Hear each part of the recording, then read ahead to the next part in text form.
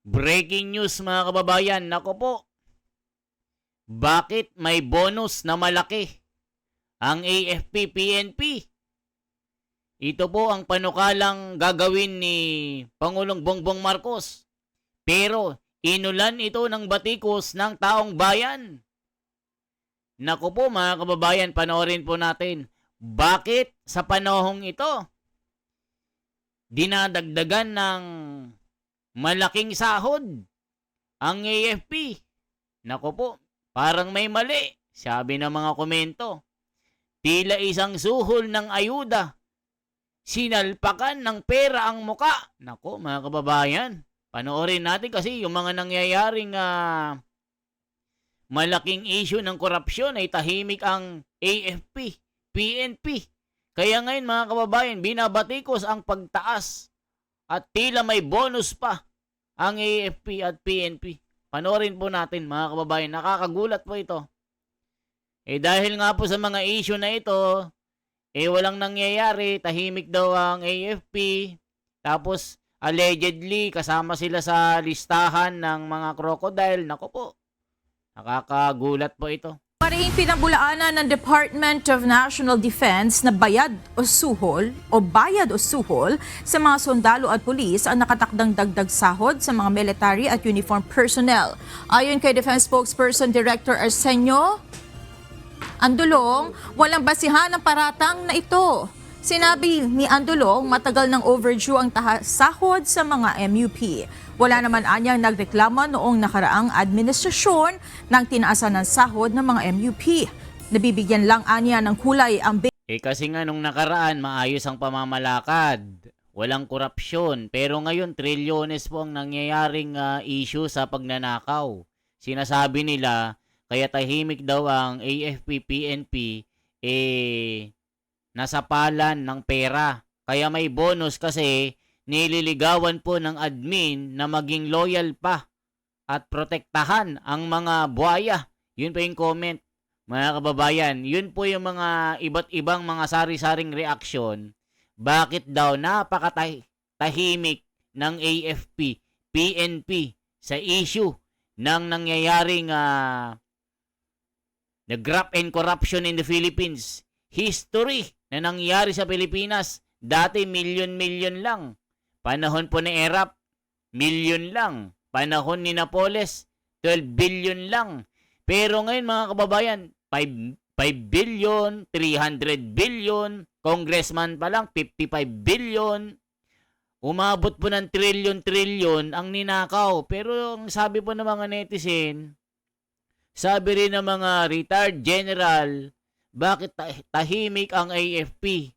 Bakit nakikinabang kasi? Naku, mga kababayan ko, napakatinding mga aligasyon ito. Tinanggi naman ng AFP na hindi ito suhol. Long time overdue ito. Bakit nung panahon ni PRRD hindi kayo nagrereklamo? Bakit gayon lang? Sabi naman ng mga netizen, kasi nga, wrong timing. Kasi nga, may anomalyang nangyayari na pagnanakaw sa kaban ng bayan, tapos uunahin daw ang AFP. Nako, at PNP, nako, matindi mga aligasyon na ito. Panoorin pa natin. base pay increase dahil sa timing nito. Bakit naman nila iisipin suhol ito? Para sa ating mga sundalo ito, napakahirap ng kanilang trabaho. Hindi ko maintindihan itong mga nagsasabi nun. Na medyo isipin naman nila yung kanilang sinasabi. Nasa yung malasakit natin para sa mga dumidepensa sa ating taong bayan sa ating soberenya. Kasi nga mga kababayan, nababahiran po ng masamang imahe ang AFP at PNP. Isipin nyo, si General Torre nasa listahan ni Saldico. Si AFP Chief Romeo Browner nasa listahan. Itong si Gibo nasa listahan. Allegedly. Si Tito Soto, Pampilo Lacson, Rafi Tulfo, Ferdinand Marcos, yung asawa niya, Martin Romualdez, at iba pang mga congressman. Naku mga kababayan, napakatindi. Kaya nagugulat ang taong bayan. Bakit biglang tinaasan ang sahod. Ito ba ay suhol? Ito ba ay pakipkip? Ito ay ayuda para maging loyal ang AFP-PNP? Naku, matinding aligasyon ito. Sabi naman ni itong tagapagsalita, hindi po suhol ito. Matagal na ito. Kay PRRD hindi nagrereklamo. Bakit ngayon? Sabi niya. Kasi nung panahon ni PRRD, payapa po at respetado ang AFP sa PNP noon. Pero ngayon, bumaba po ang respect ng mga Pilipino kasi nga, nadadawit sila sa malaking 15 billion na project na TICAS project na naging ghost project daw ito. Nako, tuloy pa natin na nakakagulat ito. Matinding mga paratang sa AFP ito, mga kababayan.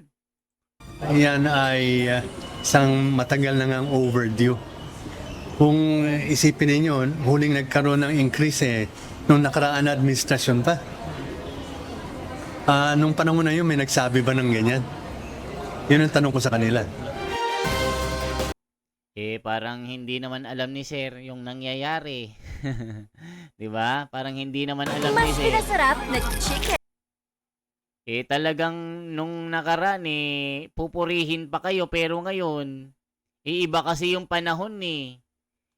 It's the wrong timing ang pagbibigay na tila isang suhol nga ito, sabi po ng komento. Matindi po ito, mga kababayan. Si Auntie Claire, tuwang-tuwa kasi may bonus daw . Check pa natin na. Ito po. Ito ang sabi po ng balita. Basta may good news. Palace on possible service recognition. Naku po, tuwan-tuwa si Auntie Claire . Tuwan-tuwa pag si Auntie Claire, pag may bonus, tuwan-tuwa . Ito po. Check natin to. Suspicions that President Marcos Malacanang is downplaying suspicions that President Marcos's recent string of military camp visits and benefits are meant to shore up support amid rumored ouster plots. The president has approved pay hikes and higher subsistence allowances for troops.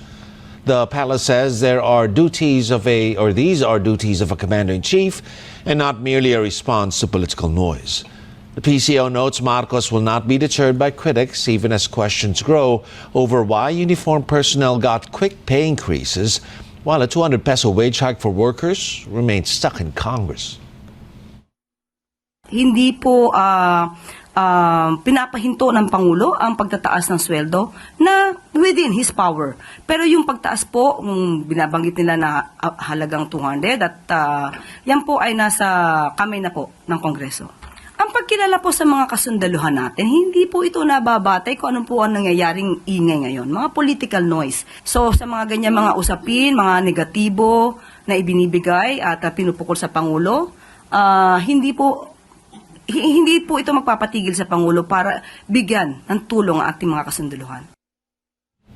The Defense Department, for its part, says a base pay hike for troops is long overdue and will roll out in 3 tranches starting 2026.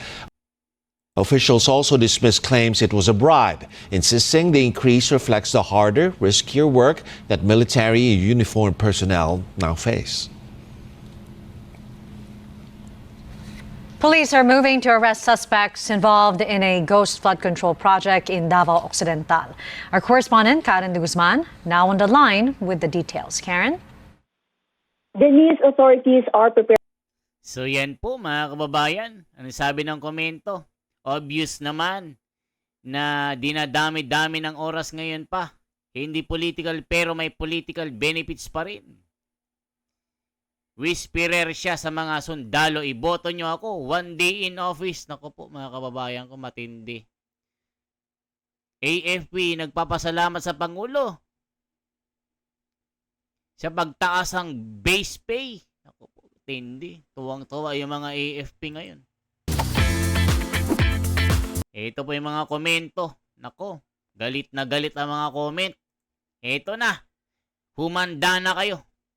Yan style ng tatay niya. Binusog. Sundalo para support siya for 20 years. Kung di na post, walang planong bumaba sa pwesto.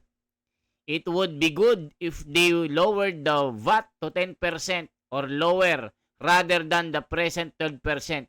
This is part why product including food supply is so expensive in the Philippines. Knowing several politicians including those that have not been convicted yet are just pocketing millions but might be billions as this has been happening for quite a long time. Saan ka naman kukuha ng pondo? Pati retirement tataas din, halaka. Itulong na lang yan sa mga mahihirap, mas mabuti pa. Halaka, mga kababayan ko. Ginagamit na para taasan ang proteksyon. Kaya walang babaliktad isa man sa kanila. Bayad na eh. Naku po. Tindi na mga komento. Galit na galit. Taktika ni BBM talagang epektibo na susunod sa kanya mga sundalo. Kasi kung hindi niya gagawin at mag-aklas mga yan, sure na sa kangkungan yan, pupulutin dahil sa korupsyon niya. Kawawa ang bayan kung ganyan ang leader. Matindi ito. Hindi pa aprobado sa Senado. Nako, yari. Yari kayo kay Marcoleta ngayon. The military is being paid for a loyalty on the president, not the country. Propaganda pa more. Bakit noon double ang sahod nila? Big deal ba ngayon? 1% base pay, big deal mga uto-uto. Kasi nung panahon ni PRRD, the highest respect in the AFP ay talagang napakalaki, pati PNP. Pero ngayon mga kababayan, bumaba po. Hay nako, nabudol na naman kayo. Saan kukuha ng budget? So bongit. Para dyan, saka wala pang approval ng Congress. Hindi siya basta-basta nag-a-announce ang ganyan kung wala pang approval. Wag muna kayo mag-celebrate mga military, budol yan. Takot siya magkodita. Nagtaas ang Pangulo para hindi magkoditahan ako. Kapurihan ang ibinibigay ng mga politiko na magnanakaw ngunit sa taong bayan ang kanilang aanihin ay isang protektor ng politiko na magnanakaw. Buti pa sila sa mga minimum ng probinsya, nagtaas ng 50 pesos. Binawi naman ng SS 570 ang kaltas. Grabe ang panggagago sa manggagawa. Yan po ang mga balita mga kababayan ko. Talagang binatikos ang pagtataas ng sahod ng base pay ng mga sundalo at PNP. Para daw ito ay suhol. Parang ganansya sa loyalty ng mga sundalo. Yan po yung mga allegedly ng mga haka-haka. Kaya mga kababayan, kayo naman ang tatanungin ko. Ano sa tingin nyo? Ito ba ay taktika para maging loyal ang AFP, PNP? Kasama ba ang PNP? Mga kababayan, i-comment nyo. Comment po. Isang like, isang share po, isang subscribe. I-comment nyo kung anong location nyo ha. Anong lugar po kayo mga kababayan. Ako si The Wonders Philippines. For transparency, for a better democracy. Mabuhay po. Subscribe, like, and share. Salamat po.